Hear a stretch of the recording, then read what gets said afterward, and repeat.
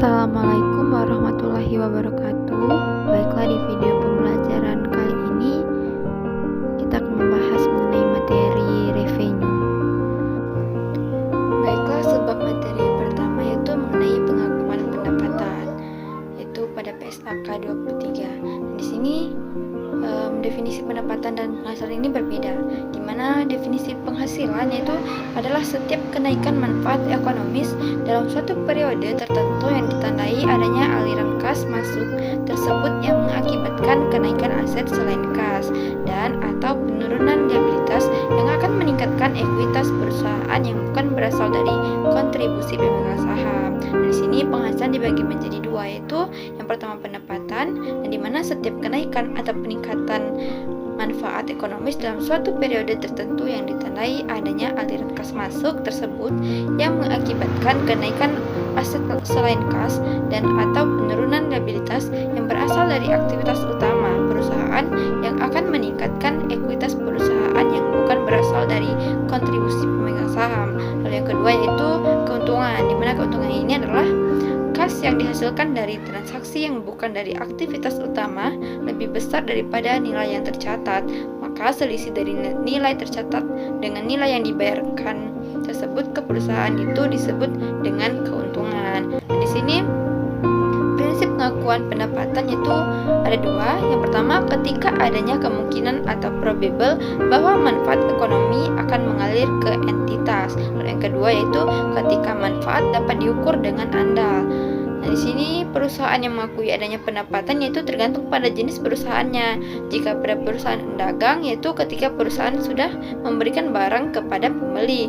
Lalu jika pada perusahaan jasa yaitu ketika jasa telah kita berikan kepada pelanggan. Nah, di sini terdapat beberapa pertanyaan, yaitu yang pertama, bagaimana jika barang atau jasa tersebut sudah diberikan tetapi uangnya belum diberikan oleh pelanggan. Dan di sini perusahaan tetap mengakui adanya pendapatan karena barang atau jasa tersebut sudah diberikan. Nah, lalu pertanyaan selanjutnya mengenai bagaimana dengan perusahaan yang aktivitasnya adalah memberikan perizinan aset atau berupa sewa atau bunga. Nah, maka seiring waktu saat barang atau jasa tersebut telah dimanfaatkan oleh pelanggan, perusahaan akan mengakui adanya pendapatan barang atau jasa tersebut. Nah, di sini untuk penjualan aset selain persediaan, transaksi tersebut akan kita akui sebagai keuntungan. Nah, kapan kita akan mengakui adanya keuntungan tersebut? Nah, keuntungan tersebut kita akui ketika transaksi penjualan aset tersebut sudah kita selesaikan. Nah, di sini kapan pendapatan bisa kita akui lebih awal? Nah, di sini pengakuan tersebut lebih awal dapat digunakan jika perusahaan mempunyai keyakinan yang tinggi mengenai jumlah yang dapat diterima. Selanjutnya mengenai kapan kita harus menunda pengakuan pendapatan. Ada dua, yaitu yang pertama, tingkat ketidakpastian mengenai jumlah pendapatan atau biaya yang dikeluarkan cukup tinggi, atau yang kedua, penjualan tidak mempresentasikan penyelesaian substansial dari proses pendapatan, yaitu ketika barang tersebut telah diserahkan tetapi masih ada proses tertentu yang mengakibatkan barang tersebut bisa dimanfaatkan oleh pihak pembeli. Nah, submateri selanjutnya mengenai pengukuran pendapatan penjualan. Nah, di sini pendapatan harus diukur pada nilai wajar atas imbalan yang diterima atau dapat diterima. Yang pertama yaitu dikurangi jumlah diskon dengan rabat volume yang diperbolehkan oleh entitas. Nah, di sini bagaimana jika kita menjual dengan memberikan adanya diskon karena orang membeli dalam partai besar? Nah, maka untuk kasus tersebut pendapatan harus diukur pada nilai wajar atas imbalan yang dapat diterima atau yang diterima. Nah, maka jumlah yang kita terima yaitu harga jual setelah dikurangi dengan diskon. Lalu yang kedua, jika pembayaran ditangguhkan, maka nilai wajar imbalan ditentukan dengan perdiskontoan. Nah, seluruh penerimaan di masa depan dengan menggunakan tingkat bunga tersirat.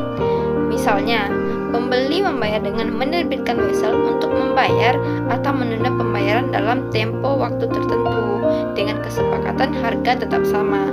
Maka pencatatan yang akan dicatat pada saat penerimaan pembayarannya adalah berapa nilai sekarang dari nominal yang jika diterima pada saat tempo dulu. Nah, jika barang atau jasa tersebut dipertukarkan untuk barang atau jasa dengan sifat dan nilai yang sama, maka pertukaran tersebut tidak dianggap sebagai transaksi yang menghasilkan pendapatan. Tetapi jika barang dijual dan jasa diberikan untuk pertukaran dengan barang atau jasa yang tidak serupa, maka pertukaran tersebut dianggap sebagai transaksi yang menghasilkan pendapatan. Nah, di sini pendapatan dari penjualan barang diakui jika seluruh kondisi berikut terpenuhi. Ada 5 kondisi, yaitu yang pertama, entitas telah memindahkan risiko dan manfaat kepemilikan barang secara signifikan kepada pembeli. Lalu yang kedua, entitas tidak lagi melanjutkan pengelolaan yang biasanya terkait dengan kepemilikan atas barang ataupun melakukan pengendalian efektivitas barang yang dijual. Lalu yang ketiga, jumlah pendapatan tersebut dapat diukur dengan andal. Lalu yang keempat, kemungkinan besar manfaat ekonomi yang terkait dengan transaksi tersebut akan mengalir kepada entitas tersebut. Dan yang kelima, biaya yang terjadi atau akan terjadi sehubungan transaksi penjualan tersebut dapat diukur dengan andal. Lalu materi selanjutnya mengenai penjualan tagih dan atau bill and hold. Nah, di sini pengiriman ditunda atas permintaan pembeli, tetapi pembeli memperoleh hak milik atas barang dan menerima tagihan. Pendapatannya diakui pada saat pembeli memperoleh hak milik apabila, yaitu yang pertama, kemungkinan besar pengirim akan dilakukan. Kedua, barang yang berada di tangan penjual dapat diidentifikasi dan siap untuk dikirim ke pembeli pada saat penjualan diakui. Yang ketiga, pembeli secara khusus mengakui adanya instruksi penangguhan pengiriman. Dan yang keempat, syarat-syarat pembayaran lazim tetap berlaku. Selanjutnya mengenai instalasi dan inspeksi. Nah, di sini pendapatan biasanya diakui pada saat pembeli menerima pengiriman serta instalasi dan inspeksi telah diselesaikan. Namun, pendapatan diakui segera setelah pembeli menerima pengiriman ketika yang pertama yaitu proses instalasi sederhana, atau yang kedua, pemeriksaan dilakukan hanya untuk tujuan penentuan akhir atas harga kontrak. Di sini hak pengembalian oleh pembeli yaitu jika terdapat ketidakpastian mengenai kemungkinan pengembalian atas barang, maka pendapatan diakui ketika pengiriman telah secara resmi diterima oleh pembeli atau barang telah dikirim dan jangka waktu untuk penolakan telah berlalu. Di sini yang kedua yaitu metode pengakuan yang dapat digunakan adalah terdapat 2 metode. Yang pertama, tidak mencatat penjualan sampai semua hak-hak pengembalian kadaluarsa. Lalu yang kedua, mencatat penjualan tetapi dikurangi dengan perkiraan pengembalian di masa depan. Nah, di sini terdapat 2 penjualan, itu yang pertama mengenai penjualan konsinyasi, lalu yang kedua yaitu penjualan cicilan, di mana dalam penjualan konsinyasi ini terdapat 5 penjualan, yaitu 5 karakteristik. Dari sini yang pertama, penjualan konsinyasi, penerima atau pembeli konsigni berjanji untuk menjual barang atas nama pengirim atau penjual, itu yang disebut dengan konsignor. Lalu yang kedua, pendapatan diakui oleh pengirim saat barang telah dijual oleh penerima kepada pihak ketiga. Lalu yang ketiga, penerima tidak mencatat barang yang akan dijual sebagai asetnya. Lalu yang keempat, pengirim mendapatkan laba atas penjualan. Lalu yang kelima, pengirim mendapatkan komisi atas penjualannya. Lalu penjualan kedua yaitu penjualan cicilan. Di sini terdapat 3 bagian pada penjualan cicilan. Yang pertama yaitu pendapatan yang terkait dengan harga penjualan tidak termasuk bunga dan diakui pada tanggal penjualan.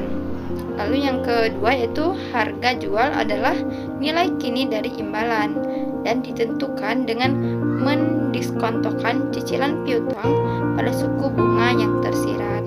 Dan yang terakhir yaitu elemen bunga diakui sebagai pendapatan ketika telah menjadi haknya dengan menggunakan metode suku bunga efektif. Baiklah, sekian video pembelajaran mengenai revenue kali ini.